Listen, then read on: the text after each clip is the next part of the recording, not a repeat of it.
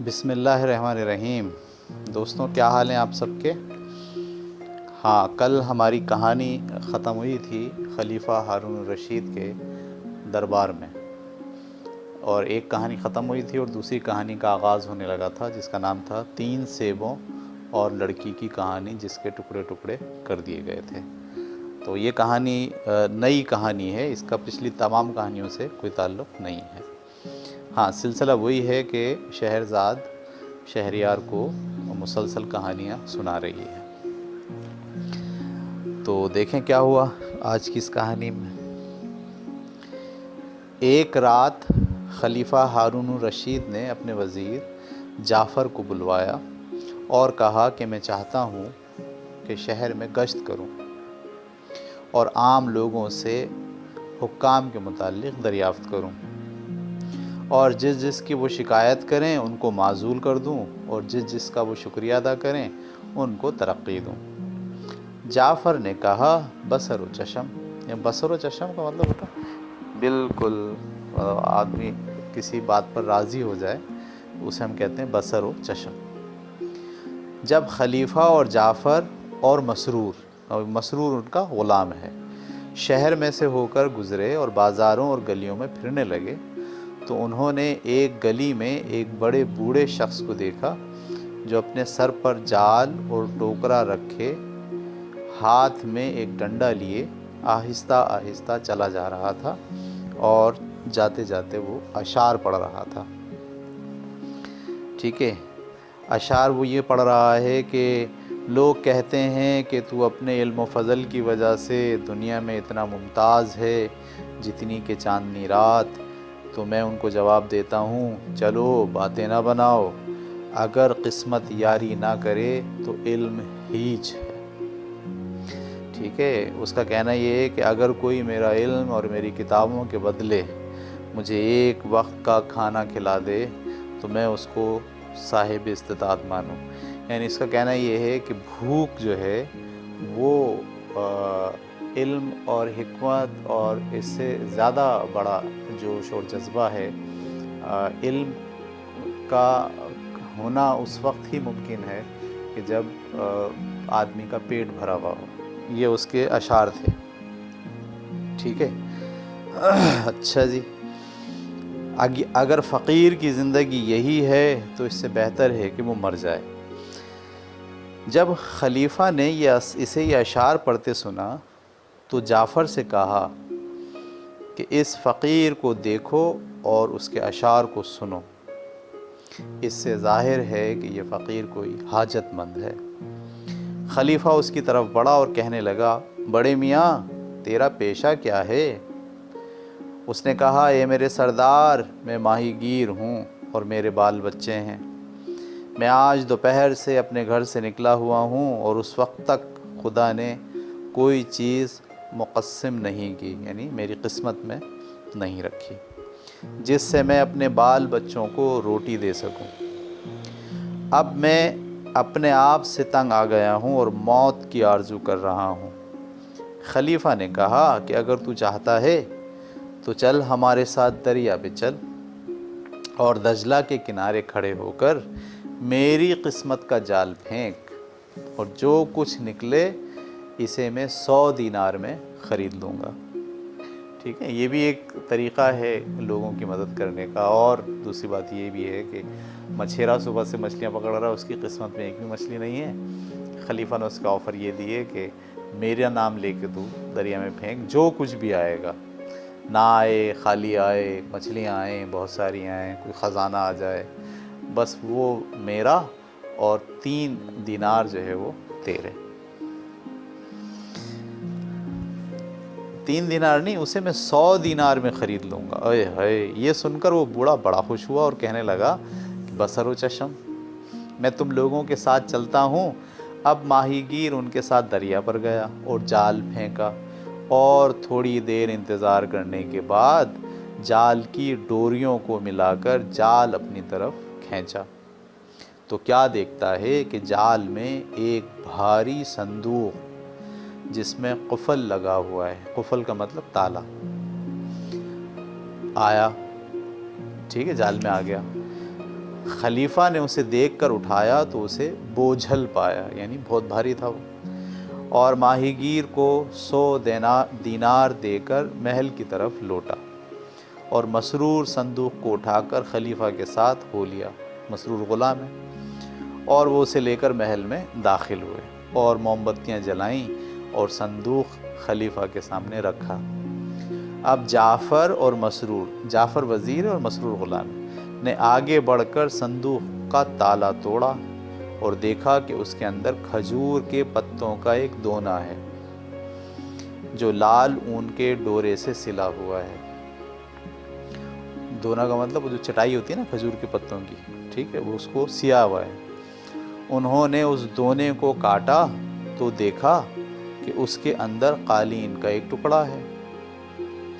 جب وہ ٹکڑا انہوں نے اٹھایا تو نیچے سے اس کو ایک عبایا ملا جس کے اندر ایک عورت لپٹی ہوئی تھی جو بہت خوبصورت خالص چاندی کے ٹکڑے کی طرح تھی، مگر مقتول اور ٹکڑے ٹکڑے ہوئی ہوئی، یعنی وہ عورت زندہ نہیں ہے بلکہ اس کے ہاتھ پیر سب کٹے ہوئے ہیں۔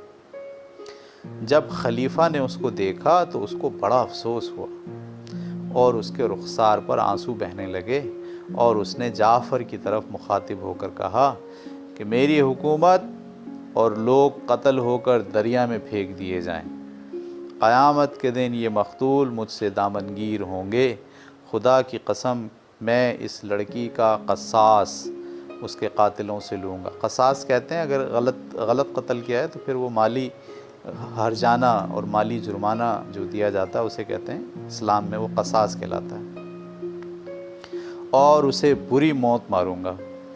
اور جعفر سے کہا کہ قسم ہے مجھے بنی عباس کے خلیفہ ہونے کی، اگر تو اس شخص کو میرے پاس نہ لایا جس نے اس لڑکی کو قتل کیا ہے تاکہ میں اس سے اس کا بدلہ لوں، تو میں تجھ کو اور تیرے 40 چچا زاد بھائیوں کو اپنے محل کے دروازے پر لٹکا دوں گا۔ غصے میں اس نے یہ بولا کہ مجھے جو ہے وہ لا کے دے کہیں سے ڈھونڈ کے کہ کس نے اس لڑکی کو قتل کیا ہے۔ یہ کہہ کر خلیفہ طیش میں آ گیا۔ جعفر وہاں سے روانہ ہوا اور کہا کہ مجھے 3 دن کی مہلت دی جائے۔ خلیفہ نے کہا میں تجھے 3 دن کی مہلت دیتا ہوں۔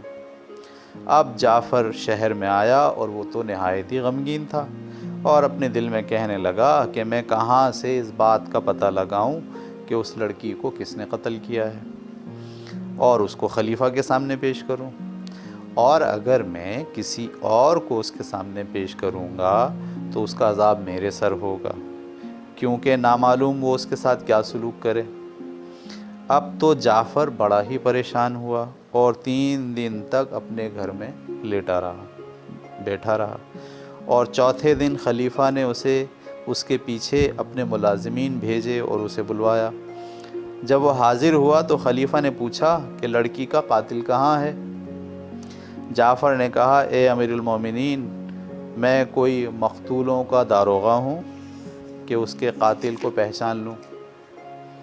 خلیفہ طیش میں آ گیا اور حکم دیا اسے محل کی پائیں باغ میں لٹکا دیا جائے، اور ایک ڈھنڈورا پیٹنے والے کو حکم دیا کہ بغداد کی گلیوں میں ڈھنڈورا پیٹ دے کہ جو کوئی جعفر برمکی خلیفہ کے وزیر اور دوسرے 40 بھائیوں کو جو اس کے چچیرے بھائی ہیں خلیفہ کے محل کے دروازے پر پھانسی پر لٹکتا ہوا دیکھ کر خوش ہونا چاہے وہ آئے اور دیکھ کر خوش ہو، یعنی پبلک میں پھانسی دے رہا ہے وہ۔ لوگ ہر محلے سے جعفر اور اس کے چچیرے بھائیوں کے لٹکنے کا تماشا دیکھنے آئے، لیکن کسی کو ان کے لٹکائے جانے کی وجہ معلوم نہ تھی۔ اب تختے لگائے گئے، پھانسی پہ لٹکانے کے لیے تختے کے اوپر لٹکا کے نیچے سے تختہ ہٹا دیتے ہیں، تختے لگائے گئے اور ان کو ان کے نیچے کھڑا کیا گیا تاکہ پھانسی دی جائے، اور خلیفہ کے حکم کا انتظار تھا۔ لوگ جعفر اور اس کے چچیرے بھائیوں پر ماتم کر رہے تھے کہ اتنے میں ایک خوبصورت جوان آ پہنچا جس کی پوشاک نفیس، چہرہ چاندسا اور آنکھیں حور کی سی اور پیشانی روشن اور رخسار سرخ تھے، گال اس کے سرخ تھے۔ लोगों को चीरता फाड़ता वो जाफ़र के सामने आकर ठहर गया और कहने लगा, अमीरों के सरदार और फ़कीरों की पुश्त पनाह, तू इस मुसीबत से समझ लो बच गया। जिस शख्स ने उस औरत को कत्ल किया है जिसे तुमने संदूक में देखा है, वो मैं हूँ। इस जुर्म में मुझे फांसी दी जाए और मुझसे उसका बदला लिया जाए। जाफ़र ने जो उनकी बात सुनी तो अपनी रिहाई पर खुश हुआ, मगर जवान पर गमज़दा हुआ। अभी वो बातें कर ही रहे थे कि वो क्या देखता है कि एक बड़ा बूढ़ा लोगों को चीरता फाड़ता चला आता है, यहाँ तक कि वो जाफ़र और उस जवान तक पहुँच गया और उन्हें सलाम करके कहने लगा कि ए वज़ीर और बड़े सरदार, जो कुछ ये कहता है इस पर यकीन ना कर, क्योंकि लड़की का कातिल सिवाय मेरे कोई और नहीं। इसलिए इसका बदला मुझसे ले, वरना खुदा के सामने मैं तुझसे जवाब तलब करूँगा। ले भैया, दो आ गए। जवान ने कहा कि ए वज़ीर, ये बूढ़ा खूसट है, इसे मालूम नहीं कि ये क्या बक रहा है। मैंने इस लड़की को, इस औरत को कत्ल किया है, मुझसे इसका बदला लिया जाए। उस पर बूढ़े ने कहा कि बेटा, तू अभी कम उम्र है और तुझे दुनिया की ख्वाहिश है, और मैं बूढ़ा हूँ और दुनिया से सैर हो चुका हूँ। मैं अपनी जान तुझ पर और वज़ीर और उसके चचेरे भाइयों पर फ़िदा करता हूँ, और लड़की को मैंने ही कत्ल किया है। मैं तुझे खुदा की कसम देता हूँ कि मुझे जल्द फांसी दे, क्योंकि उस लड़की के बाद जीने में कोई मज़ा नहीं। जब वज़ीर ने ये देखा तो उसे ताज्जुब हुआ, और जवान और बूढ़े दोनों को लेकर खलीफा के पास गया और खलीफा की खिदमत में हाजिर होकर कहा कि ए अमीरुल मोमिनीन, लड़की के कातिल को हम ले आए। खलीफा ने कहा, वो कहाँ है? उसने जवाब दिया कि ये जवान कहता है कि मैं कातिल हूँ, और ये बूढ़ा उसे झुठलाता है और कहता है कि मैं कातिल हूँ, और ये दोनों हाजिर हैं। खलीफा ने बूढ़े और जवान की तरफ देखा और कहा, तुम दोनों में से किसने इस लड़की को कत्ल किया है? जवान ने कहा कि मैंने, और बूढ़े ने कहा कि मेरे सिवा किसी ने इसे कत्ल नहीं किया। खलीफा ने जाफ़र से कहा, इन दोनों को ले जाकर फांसी पर चढ़ा दो। जाफ़र ने कहा कि अगर इनमें से एक कातिल है तो दूसरे को फांसी देना जुल्म होगा। जवान ने कहा कि उस ज़ात की कसम जिसने आसमान को बुलंद किया और ज़मीन को बिछाया, मैं ही उस लड़की का कातिल हूँ। और फिर उन चीज़ों का ज़िक्र किया जो खलीफा ने पाई थी का मतलब वो बताया कि मैंने कैसे उसके टुकड़े किए। अब खलीफा को यकीन आ गया कि जवान ही ने लड़की को कत्ल किया है। खलीफा को उनकी बातों पर ताज्जुब हुआ और उसने जवाब देने वाले से पूछा कि तूने किस वजह से नाहक उस लड़की को कत्ल किया और बग़ैर सज़ा के कत्ल का इकरार क्यों कर लिया, और ख़ुद ब खुद आकर तू ये क्यों कहता है कि इसका बदला मुझसे ले लो। जवान ने जवाब दिया कि ए अमीरुल मोमिनीन, अब ये उसकी कहानी है, ये लड़की मेरी बीवी थी और मेरी चचेरी बहन, और ये बूढ़ा उसका बाप है और मेरा चाचा है। मैंने इससे उस वक्त शादी की जब वो कम उम्र थी, और खुदा ने मुझे उससे 3 नरीना औलाद अता की। नरीना का मतलब मर्द औलाद, लड़के। वो मुझसे मोहब्बत करती और मेरी खिदमत करती थी, और मैंने उसकी कभी कोई बुराई नहीं देखी। मैं भी उसे बहुत चाहता था, यहाँ तक कि उस महीने की पहली तारीख़ को वो सख्त बीमार पड़ी। मैंने हकीमों को बुलाया और उसे थोड़ा थोड़ा अफाका होना शुरू हुआ। जब वो थोड़ी सेहतमंद हुई तो मैंने उसको कहा कि वो नहा ले, लेकिन उसने हम्माम में जाने से इनकार कर दिया और कहा, मेरा दिल इस चीज़ के लिए बहुत चाहता है। मैंने कहा, बसरो चशम वो क्या है? उसने कहा कि मेरा जी चाहता है कि एक सेब सूंघूं और उसका एक टुकड़ा खाऊं। मैं फ़ौरन शहर गया, सेब तलाश किए मगर कहीं ना मिले। अगर 1 दीनार का भी एक सेब मिलता तो मैं ख़रीद लेता। इससे मुझे बहुत परेशानी हुई और मैं घर वापस आया और कहने लगा कि ए मेरी बेगम, और खुदा की कसम मुझे कोई सेब नहीं मिला। इस पर उसे बहुत तशवीश हुई। वो कमज़ोर तो थी ही, रात को और मज़ीद कमज़ोर हो गई। میں نے ساری رات سوچنے میں گزاری۔ سویرا ہوا تو میں اپنے مکان سے نکلا اور ایک باغ کا چکر لگایا، لیکن وہاں بھی کوئی سیب مجھے نہ ملا۔ اتفاقاً مجھے ایک پرانا خانسامہ ملا اور میں نے اس سے سیبوں کے متعلق پوچھا۔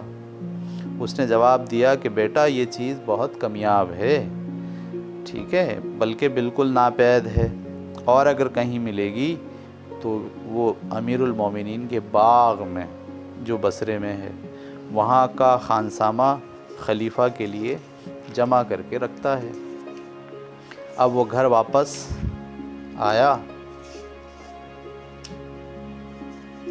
ٹھیک ہے، اب وہ گھر واپس آیا اور اس کی محبت نے مجھے یہاں تک مجبور کیا کہ بالآخر میں نے سفر کے لیے کمر باندھ لی۔ آنے جانے میں 15 دن اور 15 راتیں لگیں اور میں 3 سیب لے کر آیا، جن کو میں نے بصرے کے خانسامہ سے 3 دینار میں خریدا تھا، اور گھر میں گیا اور میں نے وہ سیب اس کو دیے، لیکن اتنے دنوں کے بعد اس نے کوئی خوشی کا اظہار نہ کیا اور ان کو ایک طرف پڑا رہنے دیا، کیونکہ کمزوری اور بخار میں زیادتی ہو گئی تھی۔ 10 دن تک وہ یوں ہی کمزور پڑی رہی۔ اس کے بعد جب وہ ذرا اچھی ہوئی تو میں گھر سے نکلا اور اپنی دکان میں گیا اور بیٹھ کر خرید و فروخت کرنے لگا۔ اسی اثنا میں نے دوپہر کے وقت دیکھا کہ ایک حبشی غلام میرے پاس سے گزرا اور اس کے ہاتھ میں ان 3 سیبوں میں سے ایک سیب ہے اور وہ اس سے کھیل رہا ہے۔ میں نے کہا اے نئے غلام، تو یہ سیب کہاں سے لایا؟ اس پر وہ ہنس کر کہنے لگا کہ یہ سیب تو ایک بہت ہی خوبصورت عورت کا ہے، اور اس عورت نے مجھے یہ سیب دیا ہے۔ اس کے پاس 3 سیب رکھے ہوئے تھے اور اس نے کہا کہ یہ ایک سیب تم مجھ سے لے لو، میرا یہ شوہر یہ سیب 3 دینار کے بدلے خرید کر لایا تھا، یہ سیب اسی عورت نے مجھے دیا ہے۔ لے بھیا، اے امیر المومنین، جب میں نے غلام کی باتیں سنی تو دنیا میری آنکھوں میں تاریک ہو گئی اور میں غصے میں اٹھا، دکان بند کر کے گھر میں آیا اور غصے کی وجہ سے میری عقل جاتی رہی، اور دیکھا کہ واقعی 2 ہی سیب رکھے ہوئے ہیں۔ میں نے کہا کہ تیسرا کہاں ہے؟ اس نے جواب دیا کہ مجھے معلوم نہیں اور نہ مجھے اس کی خبر ہے۔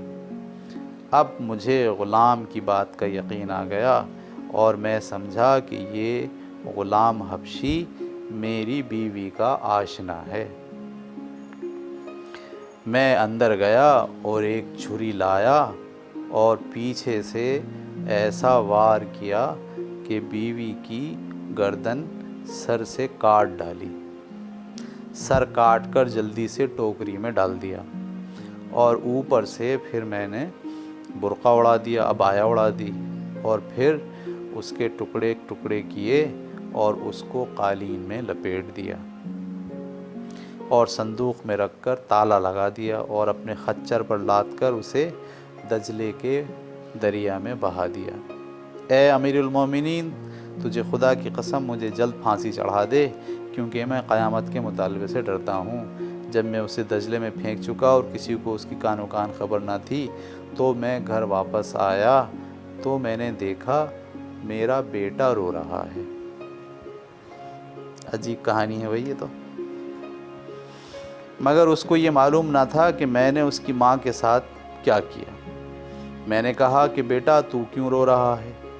اس نے کہا کہ میں ابھی باہر سے آ رہا ہوں، اماں کے سیبوں میں سے ایک سیب لے کر گلی میں اپنے بھائیوں کے ساتھ کھیل رہا تھا کہ ایک لمبا تڑنگا حبشی غلام آیا اور اس نے وہ سیب مجھ سے چھین لیا اور کہنے لگا کہ تجھے یہ سیب کہاں سے ملا؟ میں نے کہا اس سیب کی خاطر میرا باپ بصرے گیا تھا اور وہاں سے میری ماں کے لیے لایا ہے، کیونکہ وہ بیمار اور کمزور ہے۔ ایسے 3 سیب اس نے 3 دینار میں خریدے ہیں۔ یہ بات بچے نے بولی تھی، کس کو؟ غلام کو۔ اس کے بعد اس نے وہ سیب لے کے رکھ لیا اور میری کچھ پرواہ نہ کی۔ پھر میں نے دوبارہ اس سے یہی کہا اور پھر تیسری بار یہی کہا، لیکن اس نے مجھے میرا سیب واپس نہ کیا اور مجھ کو مارا اور سیب لے کر چلتا بنا۔ میں ڈرا کہ میری ماں مجھے اس سیب کی وجہ سے مارے گی، اور اس ڈر سے میں اپنے بھائیوں کو لے کر دوسرے محلے میں بھاگ گیا۔ اب کیونکہ رات زیادہ ہو گئی ہے اور مجھے ماں کا ڈر ہے، ابا میں تجھے قسم دیتا ہوں کہ ماں سے اس بارے میں کچھ نہ کہنا، کیونکہ جب وہ سنے گی تو اور ناراض ہوگی اور بیمار پڑ جائے گی۔ جب میں نے لڑکے کی یہ باتیں سنی تو مجھے یقین آ گیا کہ غلام نے میری بیوی پر بہتان لگایا تھا اور اسے قتل کرنا میرے لیے بڑا ظلم تھا۔ اب میں زارو قطار رونے لگا کہ اتنے میں یہ بوڑھا جو میرا چچا اور اس کا باپ ہے آیا۔ میں نے اسے سارا ماجرا بیان کیا، وہ بھی میرے پہلو میں بیٹھ کر رونے لگا، اور آدھی رات تک ہم دونوں روتے پیٹتے رہے اور 5 دن تک سوگ کرتے رہے۔ جو آج ختم ہوا ہے، ہمیں نہایت افسوس ہے کہ وہ بے گناہ ماری گئی اور اس کا سارا گناہ غلام کے سر ہے، یہ ہے سبب اس کے قتل کا۔ اب میں تجھے تیرے آبا و اجداد کی قسم دیتا ہوں کہ مجھے جلد قتل کرا دے، کیونکہ اس کے بعد اب مجھے جینے میں لطف نہیں، اور اس کا بدلہ مجھ سے لے لے۔ خلیفہ کو جوان کی یہ باتیں سن کر تعجب ہوا اور کہنے لگا کہ واللہ میں سوائے اس معلوم غلام کے، کسی ملعون غلام کے، ٹھیک ہے، ملعون غلام کے اور کسی کو پھانسی نہ دوں گا، اور میں ایسی کارروائی کروں گا جس سے بیمار شفا پائیں گے اور خدا راضی ہوگا۔ اس نے جعفر کی طرف توجہ دے کر کہا، اس ملعون غلام کو میرے سامنے حاضر کر جس کی وجہ سے یہ معاملہ چلا ہے، اور اگر تو اسے حاضر نہ کرے گا تو پھر اس کی جگہ تو ہوگا۔ جعفر وہاں سے روانہ ہوا اور رو رو کر کہتا تھا کہ 2 موتیں تو میرے سامنے آ چکی ہیں، اور مثل ہے کہ گھڑا ہر بار کنویں سے ثابت نہیں نکلتا۔ اس میں تدبیریں نکالنے سے کوئی فائدہ نہیں، جس نے مجھے پہلی بار بچایا تھا وہی بچائے گا۔ خدا کی قسم میں 3 دن تک اپنے گھر سے نہ نکلوں گا، اور خدا کی جو مرضی ہوگی وہ ہوگا۔ 3 دن تک وہ اپنے گھر میں بیٹھا رہا اور چوتھے دن قاضیوں اور گواہوں کو بلایا اور اپنے بیٹے اور بیٹیوں سے رخصت ہو کر رونے لگا۔ اتنے میں خلیفہ کا فرمان آ پہنچا اس کے پاس، خلیفہ بے حد غصے میں ہے اور مجھے تیرے لانے کے لیے بھیجا ہے۔ اس نے قسم کھائی ہے کہ وہ تجھے شام سے پہلے پھانسی دے دے گا۔ جب جعفر نے یہ سنا تو رونے لگا، اس کے ساتھ اس کے بیٹے بیٹیاں اور غلام اور سارے گھر والے ماتم کرنے لگے۔ جب وہ سب سے رخصت ہو چکا تو اپنی چھوٹی بیٹی کے پاس گیا کہ اس سے رخصت ہو لے، کیونکہ وہ اسے تمام اولادوں میں سب سے زیادہ چاہتا تھا۔ جب اس نے اپنی چھوٹی بیٹی کو سینے سے لگایا اور اسے پیار کیا اور اس کی جدائی کی وجہ سے رونے لگا، تو اسے اپنی بیٹی کے جیب میں کوئی گول سی چیز معلوم ہوئی۔ اس نے کہا، تیری جیب میں کیا ہے؟ اس نے کہا، ابا جان سیب ہے جس پر ہمارے آقا خلیفہ کا نام لکھا ہے۔ ہمارا غلام ریحان اسے لایا، وہ 4 دن سے میرے پاس ہے، بغیر 2 دینار لیے اس نے یہ سیب مجھے نہیں دیا۔ جب جعفر نے غلام اور سیب کا ماجرا سنا تو خوش ہو گیا اور اپنی بیٹی کے جیب میں ہاتھ ڈال کر وہ سیب نکال لیا اور پہچان گیا کہ یہ وہی سیب ہے، اور کہنے لگا کہ خوشی قریب ہے۔ اب اس نے غلام کو بلانے کا حکم دیا، وہ حاضر ہوا۔ جعفر نے کہا کہ لعنت ہے تجھ پر اے ریحان، تجھے کہاں سے یہ سیب ملا؟ غلام نے کہا کہ اے آقا، خدا کی قسم اگر جھوٹ بولنے سے نجات مل سکتی ہے تو سچ بولنے سے تو اور بھی زیادہ نجات مل سکتی ہے۔ میں نے یہ سیب نہ تو تیرے محل سے چرایا ہے اور نہ امیر المومنین کے محل سے اور نہ اس کے باغ سے۔ واقعہ یہ ہے کہ 5 دن ہوئے کہ میں شہر کی ایک گلی سے گزر رہا تھا، میں نے دیکھا کہ بچے کھیل رہے ہیں، ان میں سے ایک بچے کے پاس یہ سیب ہے۔ میں نے تماچا مار کر اس سے یہ سیب چھین لیا اور وہ رونے لگا۔ اس نے کہا کہ اے جوان، یہ میری ماں کا سیب ہے، وہ بیمار ہے، اس نے میرے باپ سے ایک سیب کی خواہش ظاہر کی تھی، وہ دور بصرے جا کر اس کے لیے 3 سیب 3 دینار میں خرید کر لایا تھا، میں کھیلنے کے لیے ان میں سے ایک چرا لایا ہوں۔ یہ کہہ کر وہ رونے لگا، لیکن میں نے اس کا کچھ خیال نہ کیا اور سیب کو لے کر چلتا بنا، اور چھوٹی بی بی نے 2 دینار دے کر اسے لے لیا۔ بس یہی میرا واقعہ ہے۔ بیچ میں سے اس نے ایک واقعے کی ایک کڑی گم کر دی۔ ٹھیک ہے، جعفر نے جب یہ قصہ سنا تو اسے اچنبھا ہو گیا، کیونکہ اسے معلوم ہو گیا کہ سارے فتنے اور لڑکی کے قتل ہونے کا اصل سبب یہ غلام ہی ہے، اور وہ اس بات سے غمزدہ ہوا کہ غلام اس کی طرف منسوب ہے۔ مگر اپنے چھٹکارے سے اسے خوشی ہوئی اور وہ یہ اشعار پڑھنے لگا: اگر تیرے اوپر غلام کی وجہ سے کوئی مصیبت آئے تو اسے اپنے اوپر فدا کر دے، کیونکہ نوکر تو تجھے بہت مل جائیں گے لیکن تیرا بدل نہیں ملے گا۔ اب اس نے غلام کا ہاتھ پکڑا اور اسے خلیفہ کے پاس لے گیا اور اس سے سارا واقعہ شروع سے لے کر آخر تک بیان کیا۔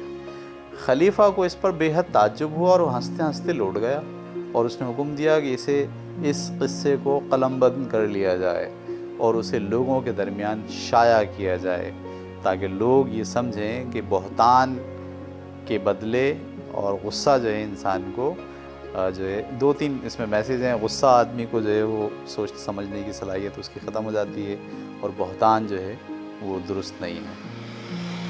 ٹھیک ہے، جعفر نے کہا کہ اے امیر المومنین، تعجب مت کر، کیونکہ یہ کہانی نور الدین علی مصری اور اس کے بھائی شمس الدین محمد کی کہانی سے عجیب تر نہیں ہے۔